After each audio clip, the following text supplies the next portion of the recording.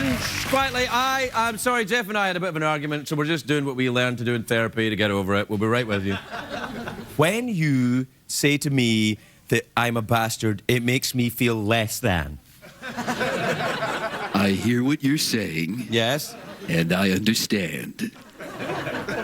I don't think the crikey works. No, I am still pissed at you. And you.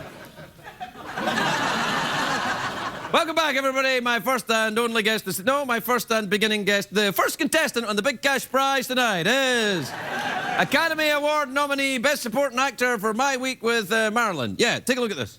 A seasoning rep. They wouldn't stand for this kind of nonsense at the Hippodrome at Eastbourne. Larry, you have to be patient with her. Trying to teach Marilyn how to act is like teaching Urdu to a badger. Why, that's the most ridiculous thing I ever heard. Please welcome Kenneth Branagh, everybody. Kenneth Branagh.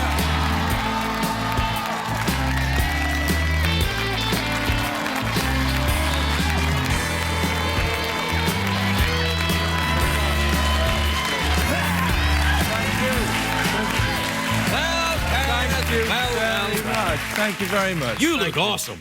Thank you Your very hair much. looks tously. It's almost as if you're prepared to accept the Oscar already. Oh, shush and shush. Well, you're quite... What do you...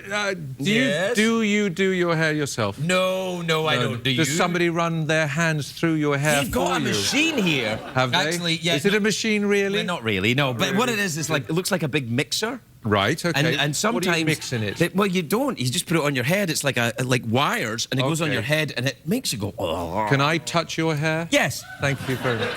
Now, that's lovely, because it has bulk and substance, and yet is smooth to the touch.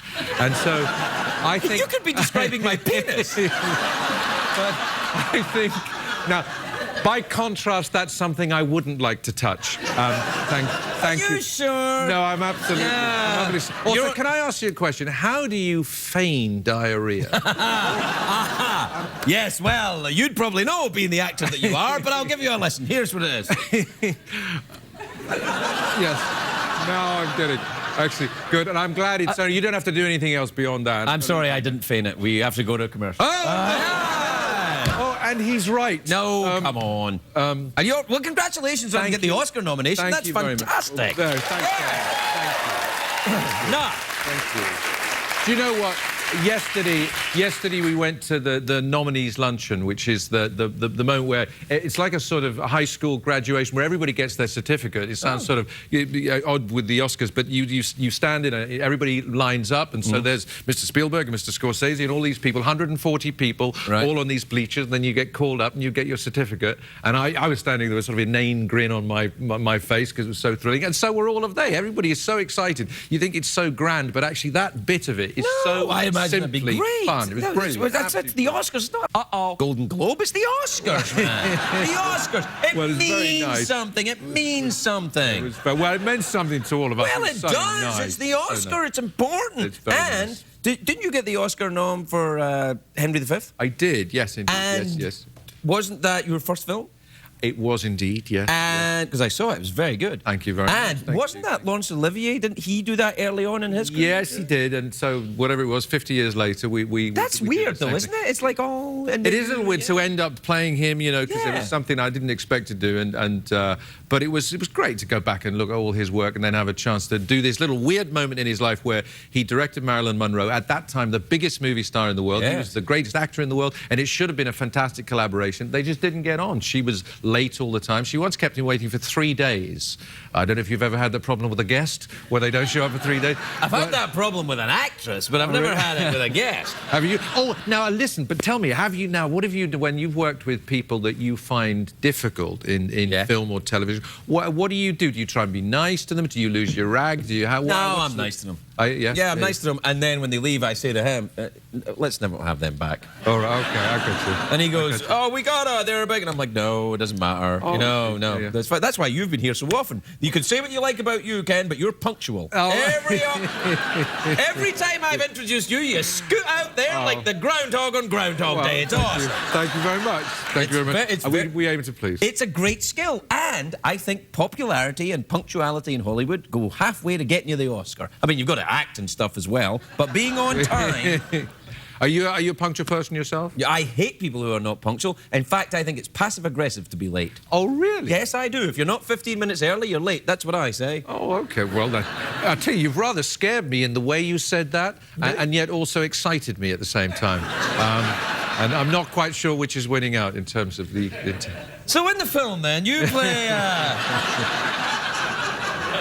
you play Sir Lawrence Little. Did you ever meet him? I never met him, but I wrote to him once and asked him for advice about a part that I was playing. I found his address in a book called Who's Who of the Theatre. In those days, you'd have an entry saying what you'd done, and he had pages and pages of it. And then at the end, he gave us his hobbies and clubs that he belonged to, and then he gave his address, his London town address. Really? Yeah, absolutely. You could just get this to the library. So I did write to him, and he did write back. It was like writing to one of the gods, and he wrote back. It was a simple piece of advice. He just said, have a bash and hope for the best. He said, I've got no advice to offer you other than...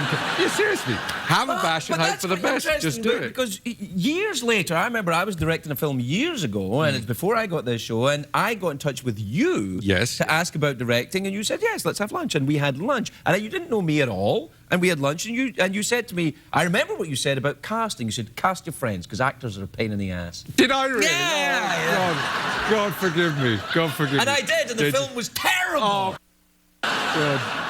So thanks I remember that. I remember Shepherd's Bush. It was yeah, a we had little lunch. restaurant. It was very nice. It's very nice. And you worked with the same production designer that I used. Yes, I did. Tim Harvey. Very nice. Yeah. Do you still work with him? Yes, I do. Yes, I do. Very talented. Very tall and thin. Very tall and thin, yes, and could play a Nazi general in a Second World War film. Oh, but he's also very good at designing movies.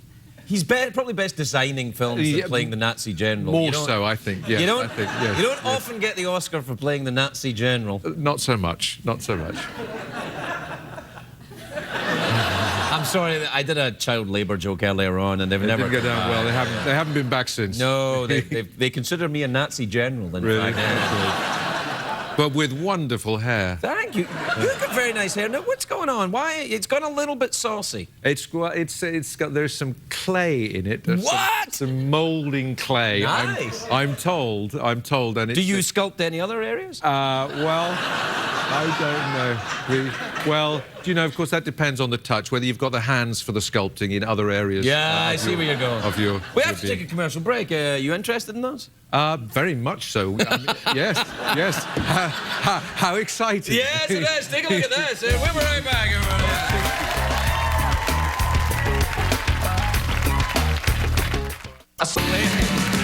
Very fun. Welcome back, everybody. I'm here with Kenneth Branagh, who's nominated for the Oscar. Anyway, we're out of time, Kenneth. There you go. Well, no, Okay. I always say that at the beginning of the second bit because, you know, it usually takes about 4 or 5 minutes to wind it up. Okay, all right. Okay, well, I'm with you, and I'm ready to cooperate and, in a way, just be your assistant. If I can help you to help me to help you, I think it'll all be lovely. And if I knew what I was saying, And the Oscar goes to...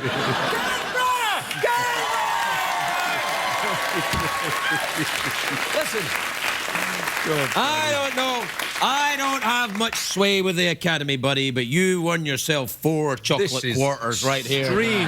Extremely kind of you. Right, Thank okay, you. now... Thank you very much. What would you like to end up? Would you like the awkward pause, a mouth organ, or big cash prize? Big cash prize, please. What time is it, John?